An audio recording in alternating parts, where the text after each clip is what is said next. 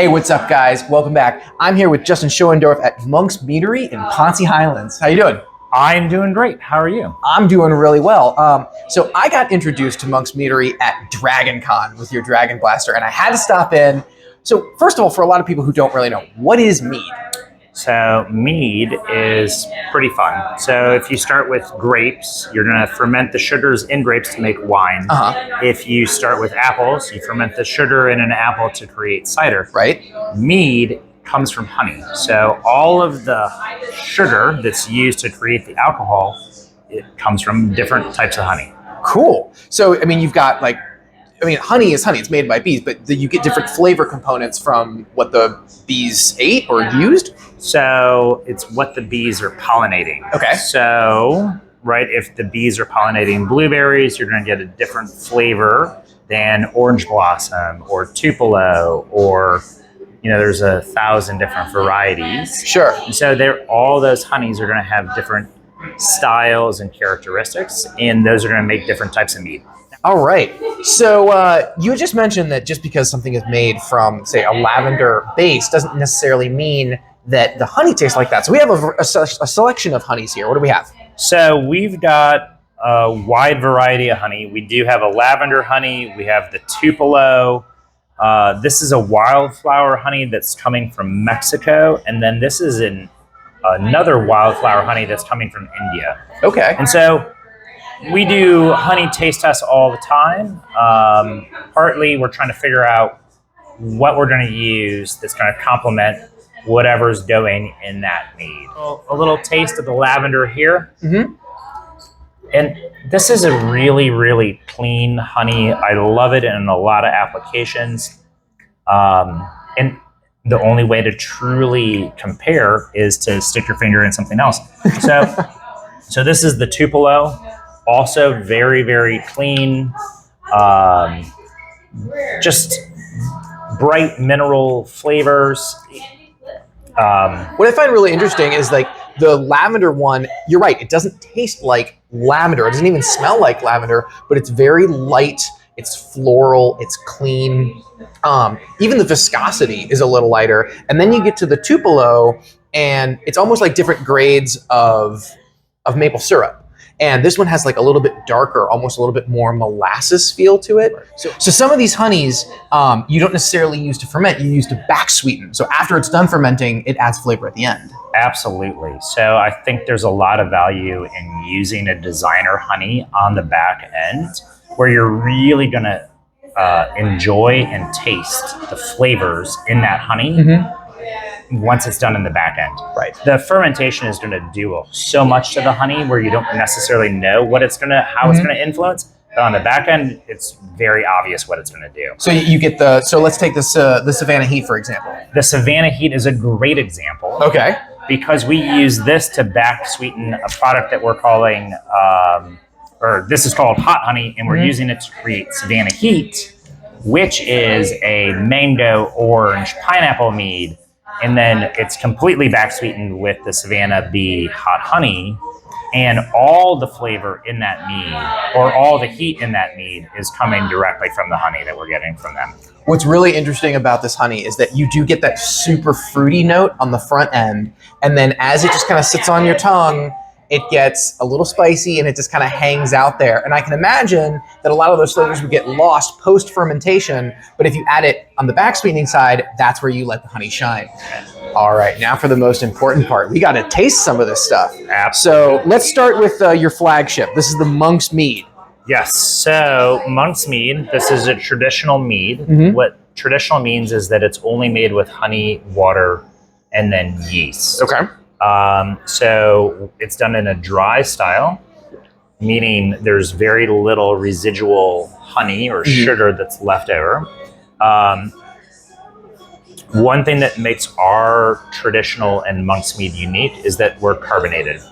And so I think that the carbonation adds a little bit of acidity, and that helps balance out the inherent sweetness that you always get in honey. Yeah. Or in mead. And so I think this makes it a very crushable product. Despite the fact that it clocks in at, what, 11%? It's almost 12, so 11.9. So this is some strong stuff, and let me tell you, it doesn't taste that strong in a good way. It is crushable, just like you said. That effervescence certainly helps.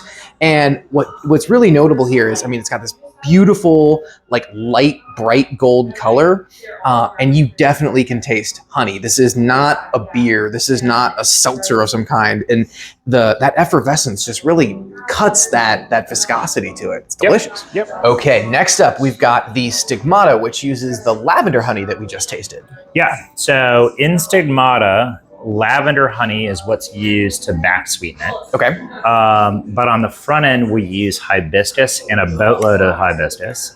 We use rose petal, we use elderflower, and just a minuscule amount of hops. And so I think that when I first came up with this concept, I wanted to call it 4 flowers. Okay. And the reason why, right, is all of those are flowers. Right. A lot of people don't know hops are a flower. And then the bonus flower to it is lavender honey. Okay. And so I kind of joked that this is the bonus 5th flower. I mean, the color is beautiful and very distinct. For people who've like had edible flowers or something before, it tastes like flowers. I mean, 4 flowers would have been a very descriptive name. There is that kind of light, almost sweetness on the front, but there is like a slight bitterness to, you know, the fact that it is flowers, and much like the first one, very crushable. All right, third up, we've got Savannah Heat, which is made with the hot honey that we tried earlier. That is correct. So Savannah Heat is fun. It is a mango, pineapple, orange mead that we blend with the hot honey. So it's tropical flavors with then this tropical heat. And so the heat comes from habanero and Scotch bonnet. All of that's infused in the honey. That is the honey that we use to back sweeten, and it just totally complements the tropical flavors that you get. So the interesting thing about this, I know some people are like, oh my God, Scotch bonnets and habaneros, oh, this is going to be too hot. And don't get me wrong, I've had like habanero beers or sours that are actually spicy. This is just a tingle. I remember when we were tasting the honey earlier, it's not, you're not sweating, you're not like, oh God, I need some milk.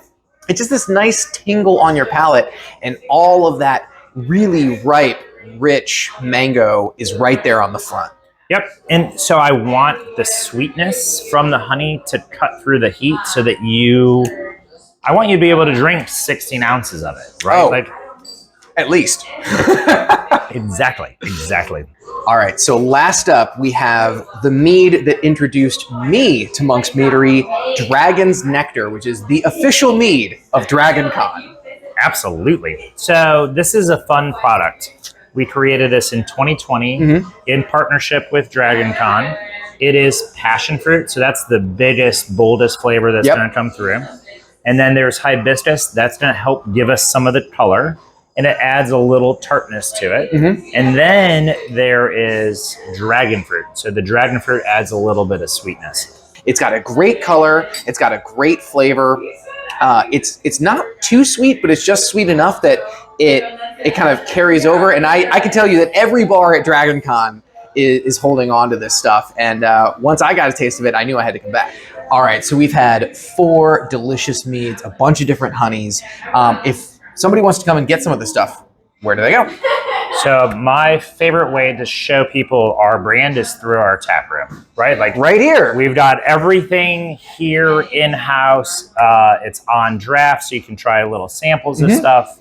My staff is great at showing people, you know, letting you try everything. Sure. That's the goal here, is introducing people to the category. You know, we're just trying to get the good word of mead out there to the people. So Excellent. That's what we're doing. Well, if you come to Atlanta, or if you're in Atlanta, stop by, grab some delicious mead.